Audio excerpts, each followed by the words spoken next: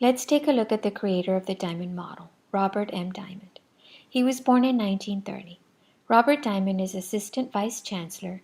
He is the Director of the Center for Instructional Development and Professor of Instructional Design Development and Evaluation of Higher Education at Syracuse University. He is also President of the National Academy for Academic Leadership. He is an affiliated scholar with the Center for Advancement of Engineering Education at the National Academy of Engineering. In 1989, Robert Diamond received the Division of Instructional Development of the Association for Educational Communication and Technology Award for Outstanding Practice in Instructional Development. A brief history of the Diamond Model. The Diamond Model was first used in the mid-1960s. There have been significant changes since that time, some of which include the type of experience working with the model, comments made by students and instructors after having worked with the model. The model, since its inception, has been simplified and is now easier to use. The time it takes to implement the model has also been reduced. The Diamond Model's approach can include institutions that may be different in the following scopes. They can have different profiles. They can be from the private or public sector. They can be large or small, with varying budgets, and they have been developed to meet specific needs for higher education institutions.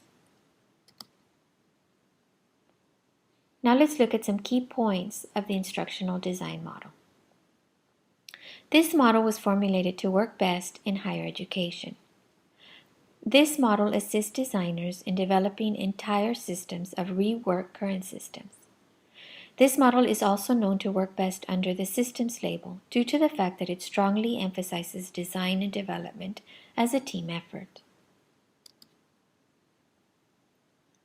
This model is cost-effective and will reach its end result in a short amount of time.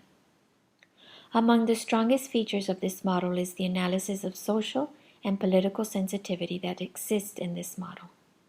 Upper-level buy-in throughout the design process is also important. Now let's look at the two phases of the Diamond Model. Robert Diamond felt that the following was imperative to the instructional design process. First, before Phase 1 could begin, the team needs to be assembled. As part of the team, you will find heads of departments where the instruction will be implemented, faculty of other departments which this instruction is not being designed specifically for, and students and other stakeholders which sets this model apart from the others. Phase 1. Project Selection and Design. The design process begins with asking the following two questions. Number 1, is this practical? And 2, is this of interest? Project Generation and Selection. In her study of the Diamond Model, Adair found that to answer the first question, the group looks at enrollment projections, level of effectiveness of existing courses, and institutional priorities. If the team is designing a new course, then they have to determine how it will fit into the overall curriculum and how it will enhance the connectivity of the institution. The next step starts off by answering the question of enthusiasm on the part of the faculty, and then to collect the data through a needs assessment. The data could be collected and used as follows. First, confirm and clarify the problem to be addressed. Provide information essential to the design process. Test and revise the program. Then evaluate the program for internal and external purpose. Plan of Action Outline. The Plan of Action Outline includes desired outcomes, student needs, resources, time management, and operational sequence. Now let's look at Phase 2. In this portion of the design process, Adair states that each step of this phase is applied to each unit of instruction that is being created. Every individual portion of instruction that is created will go through 7 steps. These include determine the objective, select instructional format, evaluate and select existing materials, produce and field test new and available materials, coordinate logistics for implementation, implementing, evaluating, and revising each unit, simultaneously designing evaluation instruments and procedures. Also included in Phase 2 are the formative and summative evaluations. It's important to mention that Adair states in her study that Robert Diamond insists on starting to design evaluation instruments and procedures from the beginning after statements of objectives have been formed.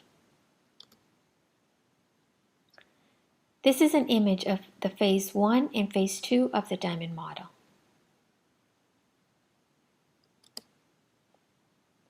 What sets the Diamond model apart from the rest? It forces those using it to think in ideal terms. It encourages the use of diagrams to show structure and data. It relies heavily on the use of data. It also encourages a team approach, and it is politically sensitive. Now let's look at a case study of Alverno College using the Diamond model. Why Alverno College? We chose this unique college based upon the ability-based curriculum and assessment as learning methods they are nationally recognized for. Their approach fits in perfectly with the Diamond model of instructional design. Robert Diamond chose to use this university based upon the systematic approach that was used to develop an integrated curriculum, the document required, and the assessment protocol used.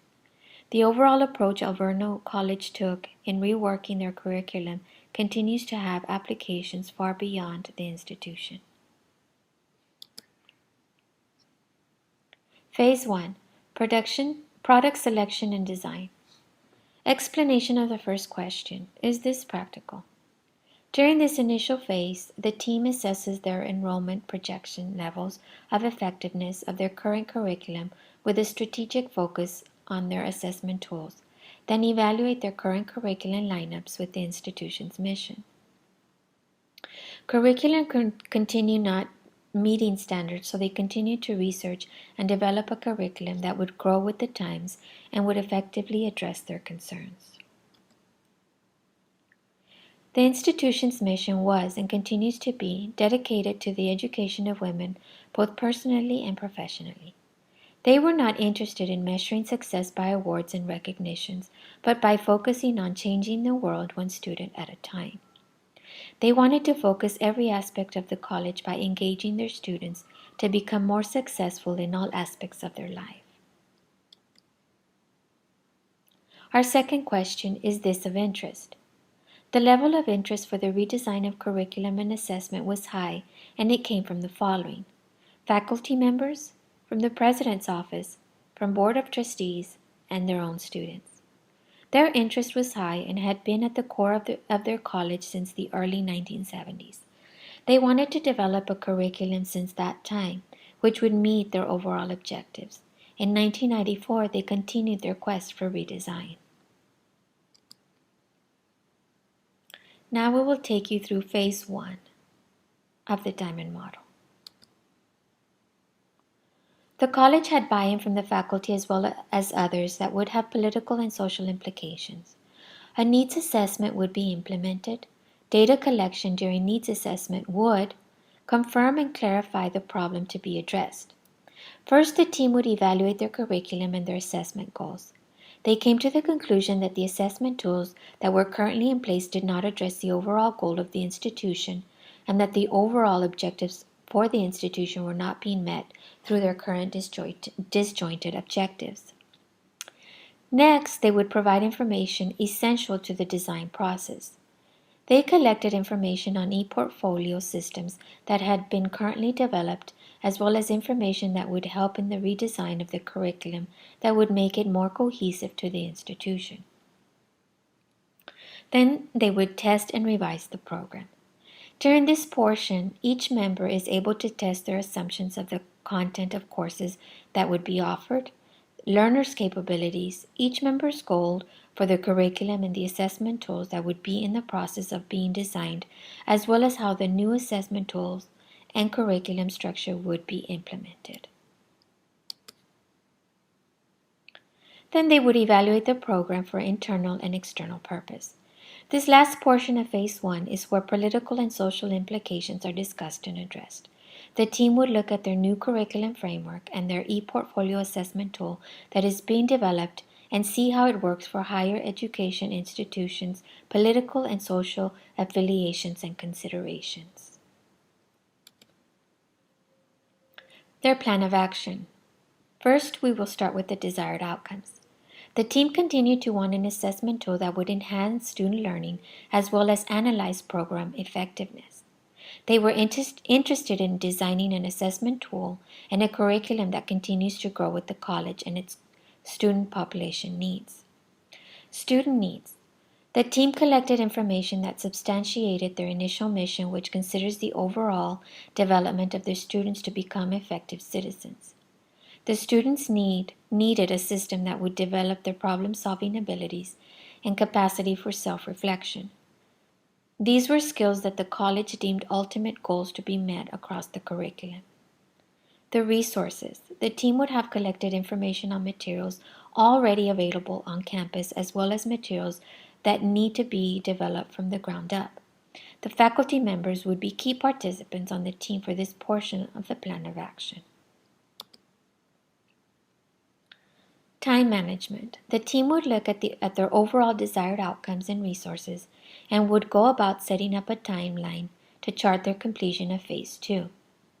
These would be considered benchmarks in the production, implementation, and evaluation which comprises Phase 2. Their operational sequence. At the end of the team discusses and construction of the timeline, the team would then put into writing an operational sequence to follow throughout Phase 2.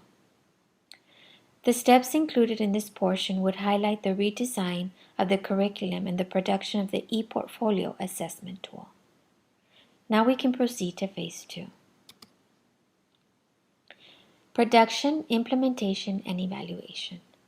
This part of the design process, the team would have applied the following steps to each unit of the curriculum they were attempting to design. Every individual part have gone through the 7 steps. They are determining the objective, select the instructional format, evaluate and select existing materials, produce and field test new and available materials, coordinate logistics for implementation, implementing, evaluating, and revising each unit, and simultaneously designing evaluation instruments and procedures. During this portion of the Diamond Model, the team would take the 8 general educational abilities and place them over all the areas of curriculum that would have needed to be redesigned for connectivity to the mission of the college and the newly designed assessment tool known as the Diagnostic Digital Portfolio.